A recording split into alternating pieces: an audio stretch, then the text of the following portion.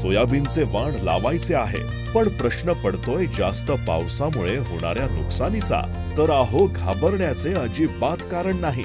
तुमच्यासाठी घेऊन आलो आहोत सोयाबीन दफ्तरी 354। हे वाण सोयाबीनच्या उत्पादनासाठी अत्यंत उत्तम आहे, कारण ते कमी आणि जास्त पावसाच्या परिस्थितीत सुद्धा चांगले उत्पादन देते।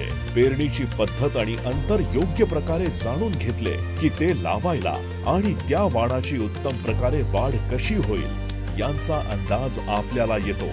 हे वाण पेरण्यासाठी पुढील गोष्टी महत्त्वाच्या आहेत। प्रति एकरी 24 ते 30 किलो बियाणे वापरावे।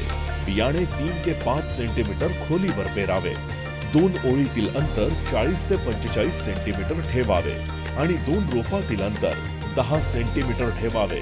तसेच या पिकाचा कालावधी 100 ते 105 दिवसांचा असतो। फुलांचा रंग पांढरा असून पानाचा आकार गोल असतो, ज्यामुळे जागा लवकर झाकते। प्रत्येक शेंग मध्ये 3 ते 4 बियाणे असतात। शेतकरी सोयाबीन दफ्तरी 354च्या वाणाचे चांगले उत्पादन घेऊ शकतात, ज्यामुळे उत्पादनात वृद्धी होऊन आर्थिक फायदा होईल। चला ऐकूया आपल्या शेतकरी मित्रांचे काही अनुभव। मी यावर्षी दफ्तरीचं 354 ही सोयाबीनची व्हेरायटी माझ्या शेतात 10 एकरामध्ये लावली आहे।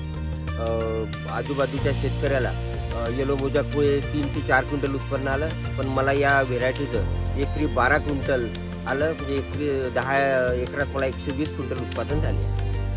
मी दफ्तरीची 354 सोयाबीनची व्हेरायटी लावली होती। मला 13 क्विंटल पर हेक्टर ॲव्हरेज झाला आहे। मला 37 क्विंटल सोयाबीन झाला आहे। मी यावर्षी दफ्तरीचे 354 सोयाबीनची लागवड केली।